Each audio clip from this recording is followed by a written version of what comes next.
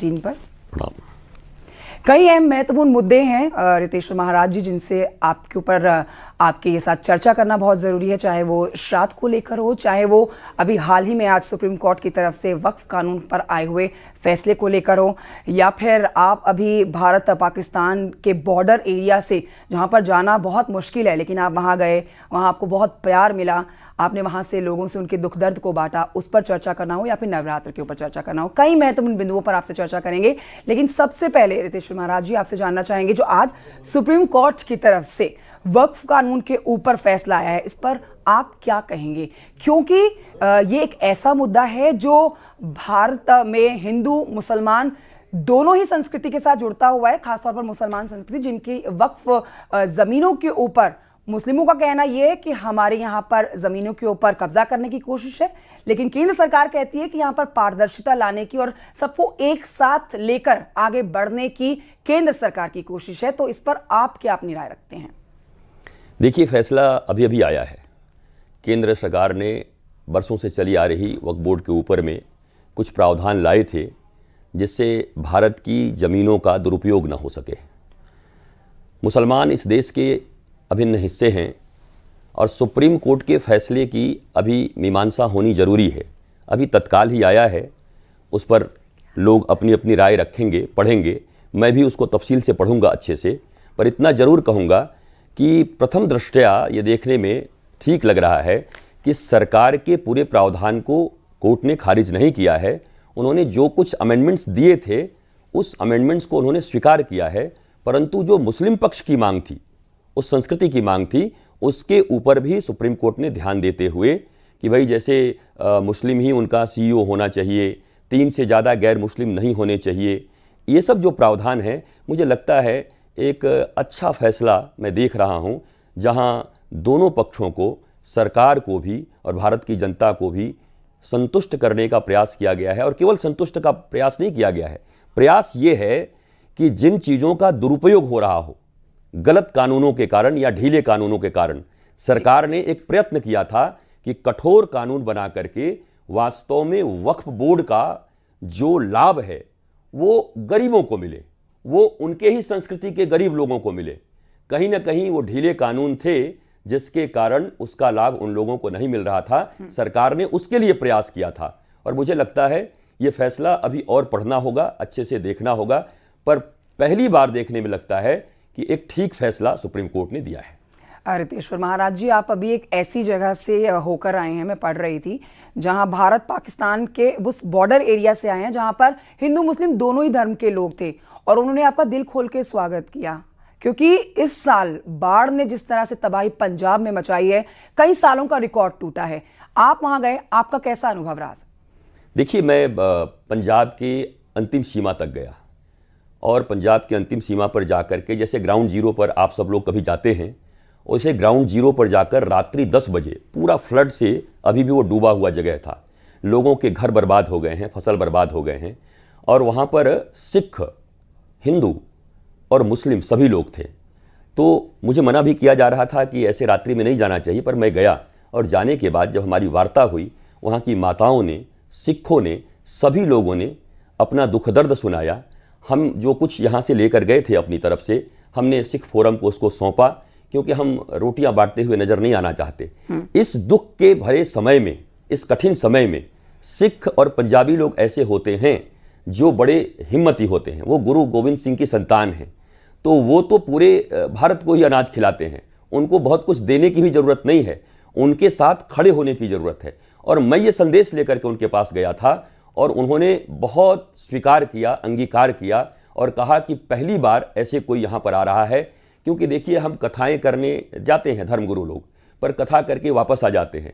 आज समय कथा करने का नहीं था, आज उनके साथ खड़ा होने का समय था, और मैं वहाँ खड़ा था। मुझे लगता है कि जो थोड़ी बहुत गलत फहमियाँ हम लोगों के बीच में आ रही थी, एक बहुत बड़ा सेतु का ये काम करेगा, क्योंकि पूरे पंजाब को हमने ये कहा कि आप हमारे बड़े भाई हैं। जब हमारे ऊपर अत्याचार हो रहे थे मुगल कालीन शासन में, तब वही लोग, हमारे ही बड़े भाई, पंच ककार लेकर के और बाहर निकले थे हमारी रक्षा के लिए। आज उनके ऊपर संकट आया था, तो एक छोटे भाई के रूप में उस पंजाब में जाकर के उन सिख भाइयों के साथ, पंजाबियों के साथ खड़ा होकर के मैंने एक संदेश देने का प्रयास किया है और गले लगाने का प्रयास किया है। मुझसे ज़्यादा उन्होंने मुझे गले लगाया है। मुझे विश्वास है कि यह बाढ़ के राहत के कार्य अभी महीनों तक चलेंगे, क्योंकि अब बीमारी आएगी जैसे ही यह काम खत्म होगा। अब ज़्यादा राहत कार्य की ज़रूरत है और अब ज़्यादा संवेदनशील होकर के मानवीय तरीके से उस पूरे पंजाब, हिमाचल, उत्तराखंड जहां जहां बाढ़ आए हैं वहां देखने की जरूरत है। मैं बॉर्डर पर इसलिए गया था कि मैं बॉर्डर पर एक संदेश भी देना चाहता था कि बॉर्डर के लोग आज भी पूरी तरह भारत के साथ हैं और भारत के कंधे से कंधा मिलाकर के चल रहे हैं। राष्ट्रीयता के प्रति उनकी एकांत निष्ठा है और पूरा भारत भी अपने देश के उस हिस्से के साथ खड़ा है, अपने सिख भाइयों और पंजाबियों के साथ खड़ा है। महाराज जी, जैसा कि आपने बोला कि आपको बहुत अथाह प्रेम मिला वहाँ पर लोगों का, आपने बहुत ही आभार व्यक्त किया उनके प्रेम के लिए, लेकिन ये भी सत्य है कि आपके मुद्दों पर कई साधु संत आपसे उलझ जाते हैं। आजकल के कई मुद्दे ऐसे हैं जिनके ऊपर आप देखेंगे कि कई सारे ऐसे नौसिखिए जो खुद को कथावाचक बताते हैं, वो आपके बयानों के ऊपर आपको उलझाते हुए नजर आते हैं। इसके पीछे की आप क्या वजह मानते हैं? क्या हिंदू धर्म का प्रचार करना इतना आसान और इतना सस्ता हो गया है कि हर दूसरा व्यक्ति खुद को धर्मगुरु और कथावाचक कहलाना चाहता है? महाराज जी देखिए, मैं तो पहली बात ये कहूँगा कि हमारे धर्मशास्त्र में धर्मगुरु का कोई शब्द है ही नहीं। न बाबा है न धर्मगुरु है। पता नहीं ये दो शब्द कहाँ से आए हैं। बाबा का भी कोई जिक्र नहीं है और धर्मगुरु का। हमारे यहाँ होते हैं ऋषि, महर्षि, गुरु, सदगुरु, साधु, संत, मुनि, आचार्य, ऋत्विक, होता, अधर्यु, ऐसे सैकड़ों पद हैं जो हमारे धर्मशास्त्रों में वर्णित हैं। पर धर्मगुरु कुछ, धर्म स्वयं गुरु है। धर्मगुरु बनने की बात जहाँ तक है, आप बताइए, हम कोई प्रोफेशन थोड़ी चुन रहे हैं।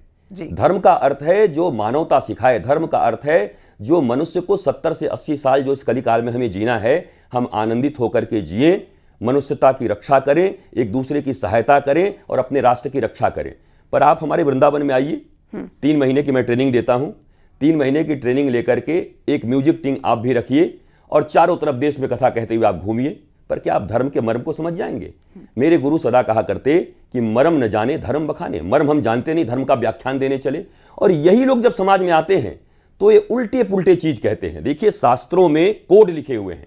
आपने कभी सुना होगा, कोई फिल्म भी देखा होगा, तो आपने देखा होगा कि जब सेना के लोग आपस में बात करते हैं, बोला hello, alpha alpha, beta beta, gamma gamma, वो ऐसी बातें करते हैं। वो कोड बनाए हुए होते हैं। हमारे धर्मशास्त्र कोड में है, ये सबके समझ में आने वाले नहीं है। तो उतनी प्रज्ञा, उतना ज्ञान, उतना रिसर्च आपके पास हो, तब तो आप देश को ज्ञान देने के लिए आइए। अधजल गगरी छलकत जाए। हम स्वयं केवल पैसे के लिए, नेम एंड फेम के लिए अगर कथाएं करेंगे, हम लोगों को भ्रमित करेंगे, तो मैं उनके विरुद्ध हूं। चाहे वो मुझसे उलझ जाएं, चाहे वो मेरे विरुद्ध रहें, लेकिन भारत या पूरी दुनिया के लोगों को धर्म के मूल अर्थ को जानने का अधिकार उनके पास है। और ये काम कोई श्रेष्ठ आचार्य, ये काम कोई साधु, संत, मुनि, ऋषि किसे कहते थे? जो पुराने रिसर्चर हुआ करते थे, रिसर्च करते वैज्ञानिक थे, उनको ऋषि कहा करते थे। आज विज्ञान और धर्म के बीच में बंटवारा कर दिया गया है, जबकि विज्ञान और धर्म दोनों एक ही हैं। पहले भी रिसर्च हुआ करते थे, आज भी रिसर्च हो रहे हैं। आज केवल एक्सटर्नल अफेयर्स पर रिसर्च हो रहा है। जेस्चर से लाइट जल रहे हैं, रोबोट बना रहे हैं।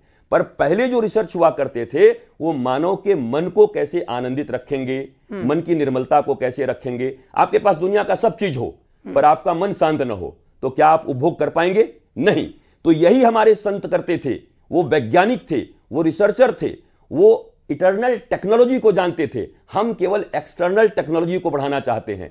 मैं साइंस के विद्यार्थियों के लिए आने वाले समय में 1 तारीख से लेकर के 8 तारीख तक अयोध्या जी में, जहां 1 लाख छात्र और छात्राएं प्रतिदिन बदल के रहेंगे, धर्म, विज्ञान, सनातन, राष्ट्र और मानवता के ऊपर में 5 दिन का मेरा सेशन चलेगा। यह भारत ही नहीं, दुनिया की सबसे बड़ी स्टूडेंट केयर फोरम के ऊपर धर्म और विज्ञान के विषय में चर्चा होगी।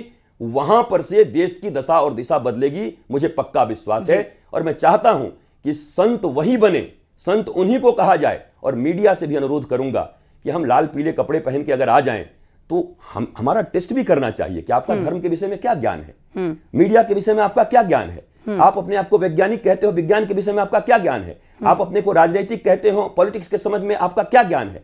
अगर ज्ञानहीन होकर के कपड़ों के द्वारा हमें संत बना करके राष्ट्र के सामने प्रस्तुत किया जाएगा और हम अपने विचार को रखेंगे और भारत की वो निरीह जनता जो कपड़ों पर केवल विश्वास करती है, उनकी बातों पर विश्वास करके पथभ्रमित हो जाएगी। देखिए, धर्म का काम भ्रम पैदा करना नहीं है, धर्म का काम भ्रम हटाना है।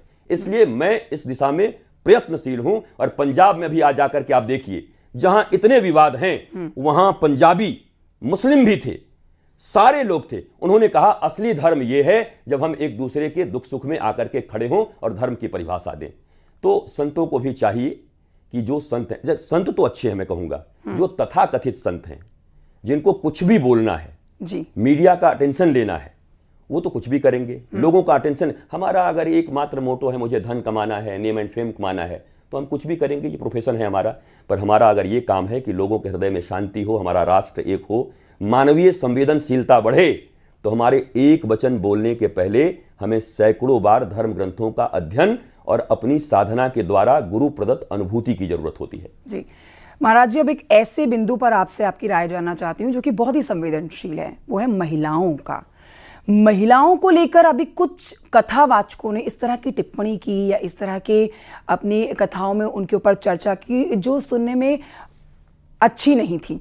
मैं किसी भी कथावाचक या किसी भी धर्मगुरु का नाम नहीं लेना चाहूंगी, लेकिन कुछ ने कहा कि 4 औरतों से मिलने की आदत हो गई है महिलाओं को, आदमियों को 4 और आदमियों के साथ मिलके महिलाएं जो हैं 4 जगह पर मुंह मार के आती हैं। ये एक कथावाचक की तरफ से कही बात है। किसी ने कहा कि यहाँ पर महिलाएं जो हैं उनका बहुत बुरी तरह से एक धर्म विशेष की महिलाओं का शोषण हो रहा है, उनको एक यूज एंड थ्रो टॉय की तरह, खिलौने की तरह इस्तेमाल किया जाता है, वो सिर्फ बच्चे पैदा करने की मशीन है। तो ये बहुत ही संवेदनशील एक बिंदु है महिलाओं का चर्चा करने के लिए। इस पर आप क्या समझते हैं, आप क्या कहना चाहेंगे हमारे व्यूअर्स को कि महिला जिसे हिंदू धर्म में देवी का दर्जा दिया जाता है, उस मुद्दे पर बोलने से पहले कथावाचक क्यों नहीं सोचते हैं? क्योंकि आज सोशल मीडिया का जमाना है, एक स्टेटमेंट जो कि सोशल मीडिया पर जंगल की आग की तरह वायरल हो जाता है। देखिए, किसी भी विषय के ऊपर बात करने से पूर्व पहले हमें ये ज्ञात होना चाहिए कि वास्तव में धर्म क्या है और धर्म का प्रसार करने का अधिकार किनको है। धर्म ग्रंथ जिन लोगों ने पढ़ा है वो धर्म के विषय में बोले तो अच्छा लगता है जी। महिलाओं के ऊपर और पुरुष के ऊपर अगर आत्मिक दृष्टि से आप देखें तो लिंगात्मक भेद आत्मा में नहीं मानी गई है।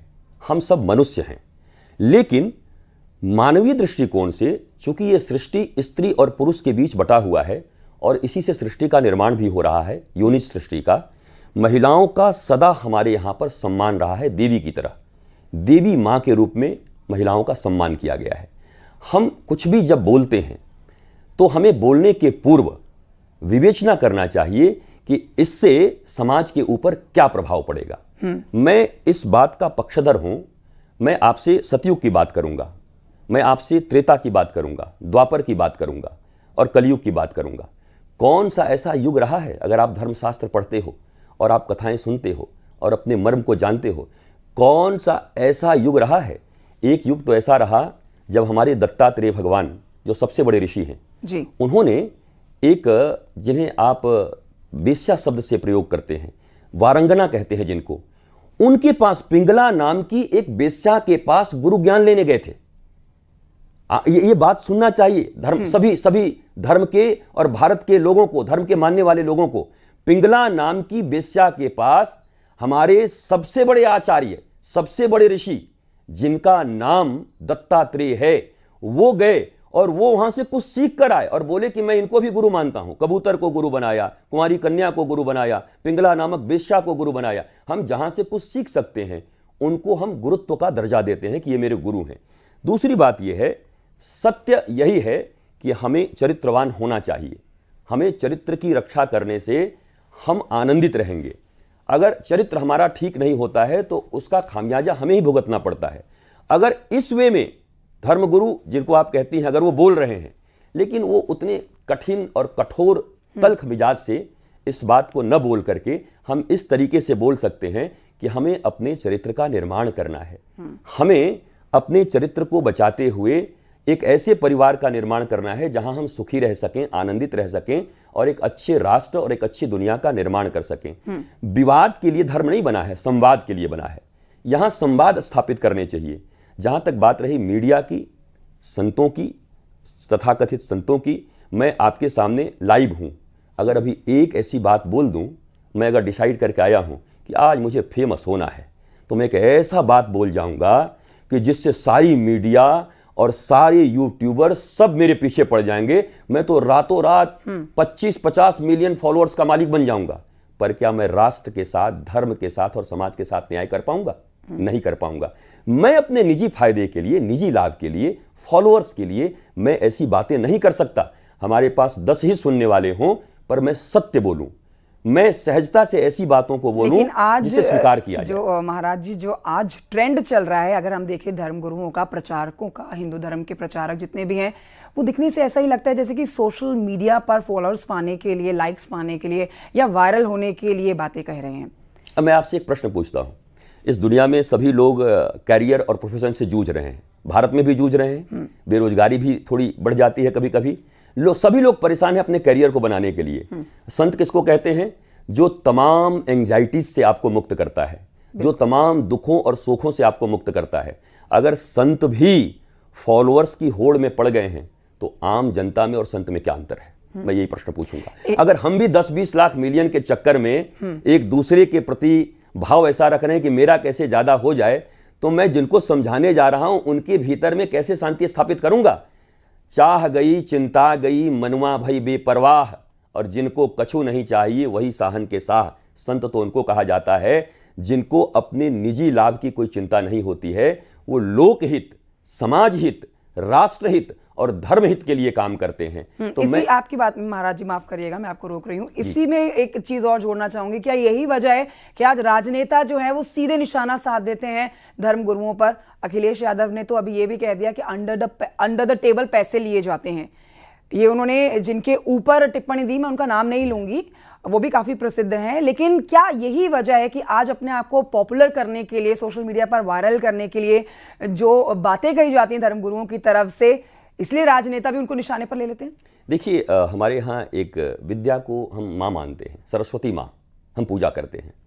क्या कोई अपनी माँ को बेचेगा? मेरा एक प्रश्न है भारत से। हम अपनी माँ को बेचते नहीं। सरस्वती हमारी माँ है।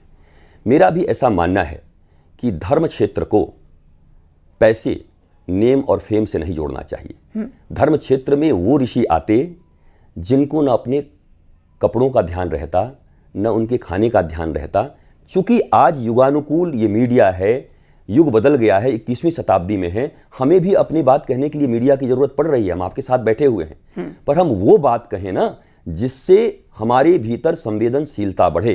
अब अगर आप में खोट होगा तो कोई भी आपके ऊपर आरोप लगा देगा, और अगर आप में खोट नहीं होगा तो किसी के आरोप का आपके ऊपर प्रभाव नहीं पड़ना चाहिए। मैं चोर हूं और मुझे किसी ने चोर कहा तो दुख मानने का क्या विषय है, क्योंकि मैं चोर हूं। मैं चोर नहीं हूं और मुझे किसी ने चोर कहा तो मैं फिर क्यों दुख मनाऊं, क्योंकि मैं चोर नहीं हूं। तो वैसे ही जिनके विषय में जिन्होंने कहा, ये उन दोनों का विषय है, वो समझें कि उन्होंने क्या कहा और वो ऐसे हैं कि नहीं है। लेकिन मेरा ऐसा मानना है कि अंडर टेबल की बात तो इस देश में सबसे पहले मैंने शुरू किया। मैंने कहा मेरे 52 साल उम्र हो गए, मैं भी राष्ट्र को संबोधित करता हूं। कोई भी खड़ा होकर के राष्ट्र में कहे कि मैंने रितेश्वर जी को इतना पैसा दे करके आज तक, चाहे अंडर टेबल, चाहे अपर टेबल, चाहे गौशाला के नाम पर, चाहे मेरे आश्रम के नाम पर दे करके मुझसे कोई कथा करवा लिया हो, मैंने ऐसा नहीं किया। क्योंकि यही आपकी प्रामाणिकता है, यही आपकी ईमानदारी है और यही आपका धर्म गुरुत्व है। बहुत महत्वपूर्ण बात आप कह रहे हैं, बहुत महत्वपूर्ण ज्ञान आप दे रहे हैं उन नौसिखे प्रचारकों को, कथावाचकों को, जिनको ये बात समझनी जरूरी है कि हिंदू धर्म का, अपने धर्म का, अपनी संस्कृति का आखिर प्रचार कैसे करना है। तो आप हमारे साथ हिंदू प्रचारक, सनातन धर्म प्रचारक, लेखक रितेश्वर महाराज जी स्टूडियो में मौजूद थे। आपका बहुत हम कभी आएंगे तो धर्म और संस्कृति को भी अलग अलग करेंगे कि धर्म क्या है और संस्कृति क्या है, ये महत्वपूर्ण प्रश्न है। अगली चर्चा में जरूर इसे शामिल करेंगे। फिलहाल बहुत शुक्रिया आपका महाराज जी हमारे साथ इस चर्चा में शामिल होने